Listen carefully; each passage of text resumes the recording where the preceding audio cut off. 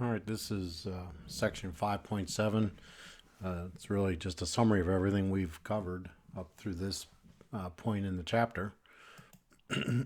So it hopefully is familiar to you, but we definitely want you to be able to use the appropriate AISC equation to establish, nominal moment strength. Okay, and we'll use nominal moment strength.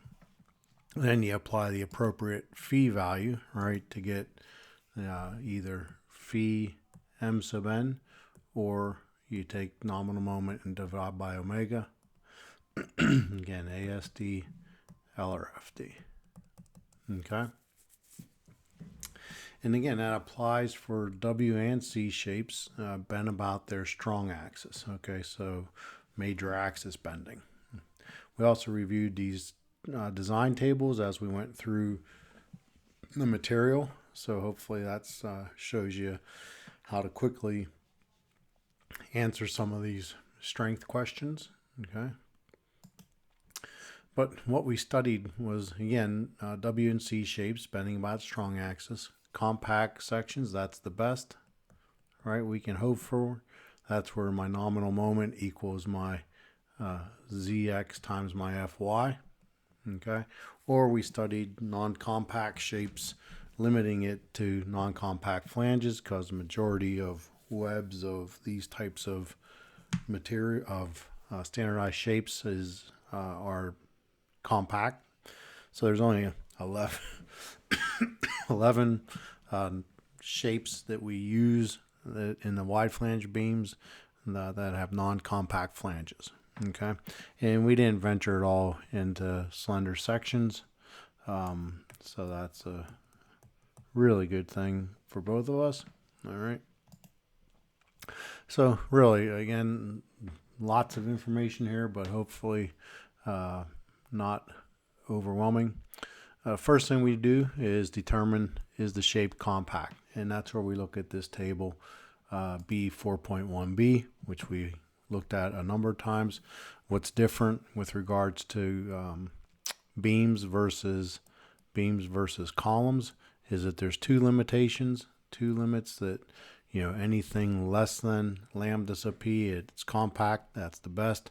Anything between lambda sub p and lambda sub r is non-compact, and then anything greater than lambda sub r is then slender. Okay. Then we get into, if it's compact, right, then we could establish the L sub p, which is the value that will develop plastic moment capacity, unbraced length. We talk lateral torsional buckling. We're talking L sub B. So we had L sub B and we had L sub R, which is much more intimidating equation. But by and large, we don't have to calculate L sub R often, but we can. But it's really quite available in this table 3-2. You see LP and LR, okay, for various shapes. Okay. And if we are less than that LP, our unbraced length is less than LP, we don't have any lateral torsional buckling, so we have full moment capacity, FYZ, and you see that that's also here multiplied by phi or divided by omega. All right. So if you really wanted to find MP out of this table, you'd have to take MP of this value and divide it by the appropriate phi, or multiply it by the appropriate omega factor. Okay. If we're unbraced length is between LP and LR, that's where we're into inelastic lateral torsional buckling. Again, not such a daunting equation, but a little bit of involvement. But keep in mind what we always talked about is this is M sub R, our elastic moment capacity, considering residual stresses, right? 1 minus 0.7 is 0.3, which is 30%. So this equation includes 30% residual stresses. Okay, and it's a straight line relationship, right? So again, hopefully this is familiar. All right, so here's LP, the first part. This is where we are, right? MP. And then from here out, down to, from LP to LR. LR is out here. Again, they show this, that's a straight line. Now this is equation, this is the second equation. And then the third equation, when we're out and beyond, when we're out beyond CSubB, it's really a column behavior, right? Here's your Euler buckling type formula, pi squared E over slenderness ratio squared, multiplied by section modulus S sub x.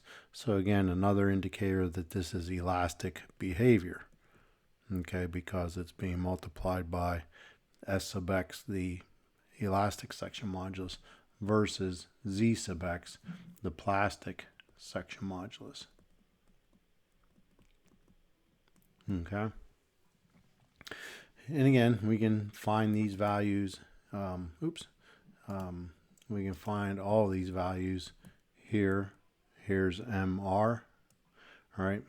And actually, this value right here, B sub F, phi B sub F or B sub F over omega, is really the slope of this line, right? Slope of that line, all right? BF. Okay. Another tool we looked at was table 310. And table 310 is really just a plot of this, all right? It's really just a plot of these lines for each beam size. Okay. So again, if I pick a W 14 by 30, right, starts out here. There is our M sub P, or phi M sub P. All right, and this is phi MP because we have that and that. Then it continues down, right? All follows this line down. Not sure why my highlighter doesn't want to work there. So there's 14, W14 by 30. And then notice also that this line here, this corresponds to LP. And then by the time we get over to over here at the 14 by 30, it's right here.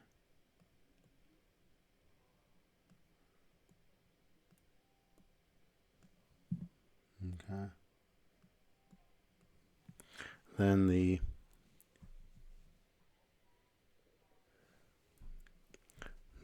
line here, here's the open dot. And again, if I come straight down, this is going to be L sub R. Okay, so there's an open dot here and a solid dot here. So that really is the curve, right? And it certainly continues down. All right, it continues down below. And it starts to have a sweep in it, have a curve. Okay.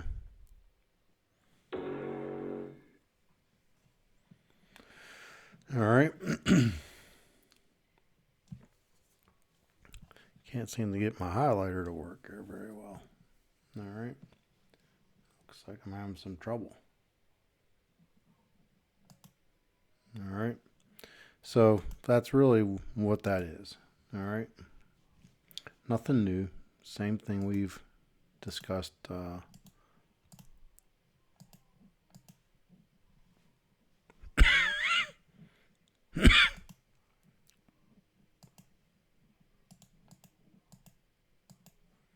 right. Then if we went to non-compact shapes, we really only dealt with flanges. All right. We only dealt with non-compact flanges. That would be flange local buckling. Again, if we find it lambda, which again in this case lambda is equal to B sub F over 2. That's the width divided by T sub F. Okay. If we find out lambda is less than lambda sub P out of that table, we have no flange local buckling, and the section can reach full moment capacity. And then if we're in between lambda P and lambda R, it's a reduced strength. And then if it's lambda R is less than lambda P, it's slender. And again, we didn't deal with that one. It's a little more involved, but we did work with this one. We also have to be sure to check lateral torsional buckling, because sometimes that will change. That will control based on your unbraced length. So for compact shapes, this is what our lines look like. Again, similar to table 310. Okay, can reach full moment capacity here. Elastic lateral torsional buckling here. Inelastic lateral torsional buckling, and then plastic behavior. Okay. Now, when we move into non-compact shapes, all right, what happens with non-compact shapes, since the flange could potentially buckle locally if the unbraced length is short enough to develop large enough moments, all right, we could be governed by section or equation F3-1. Okay. And F3-1 is going to be less than our plastic moment. And this is for, flange local buckling. That's the capacity of flange local buckling. But what we showed was that we could have that value, and then based on the behavior of the column or the beam as a compact shape, we can revise this unbraced length, L sub P, above, where if we have an unbraced length less than L sub P, we're going to still reach maximum moment of the section, but it's going to be governed by flange local buckling, right? So once we establish this is going to be our max nominal moment. But notice, once we get out beyond L sub P revised, it's still back to the same behavior as a compact shape. Okay, it's a compact shape. And one thing I didn't address or talk about it was C sub B, right? These are all C sub B of 1. If we get a C sub B greater than 1, what happens is this curve will extend.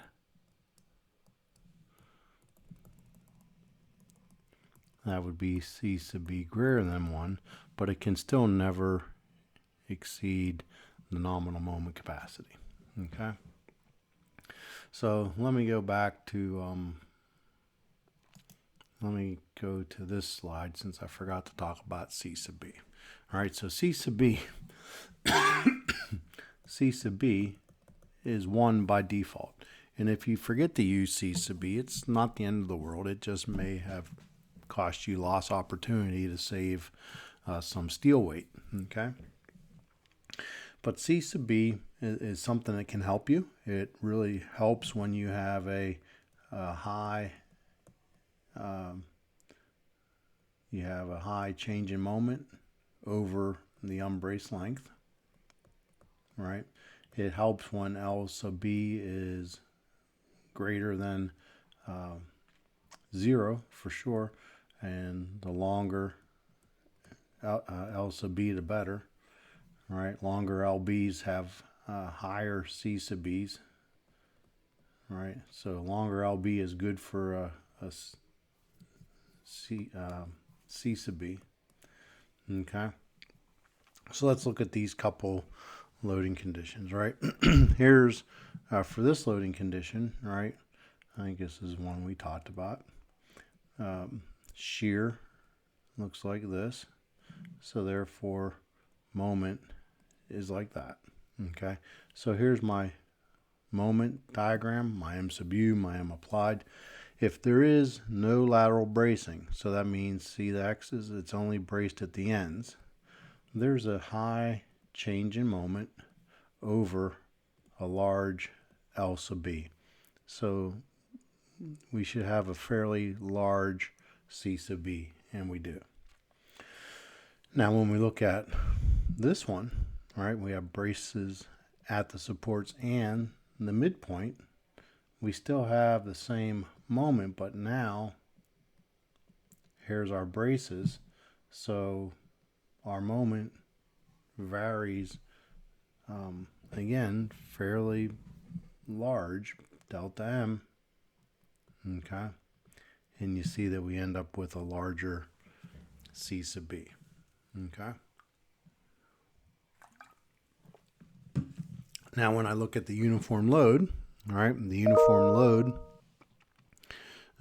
again, the loading looks like this. The shear looks like this, and the moment looks like that. When we have no bracing other than at the very ends, again, right here and right here, we have a large delta M, okay, but it we sample it over this amount, okay? So there's our C sub B. When we have the same moment diagram and we brace it here and here, now we're sampling our data, our moments at those quarter points, right, between the unbraced lengths, and look at the C sub B, okay? Now notice as we increase our number of brace points, okay, as we have a smaller change in moment, right, at the ends, it's a large change in moment, right, for the quarter points. And then in between, let me try to sketch that. All right, so I'm braced here, here, in the middle, and at the quarter points. In this segment, you see a large change in moment. In this segment, it's a smaller change in moment. So we see C sub B goes down. Oops, that's for quarter points, right? Sorry, quarter points. That applies to this one. Same discussion, you know, right? This applies to quarter points. But notice at fifth points, right? Our unbraced length gets shorter and shorter, and look what happens to our C sub B. It goes down to 1.0, okay? So short unbraced lengths means C sub B of 1 is probably where you're going to end up. Long unbraced lengths and high changes in moment are going to give you higher C sub B's, okay? So, all right, I think that's all I got to say about this.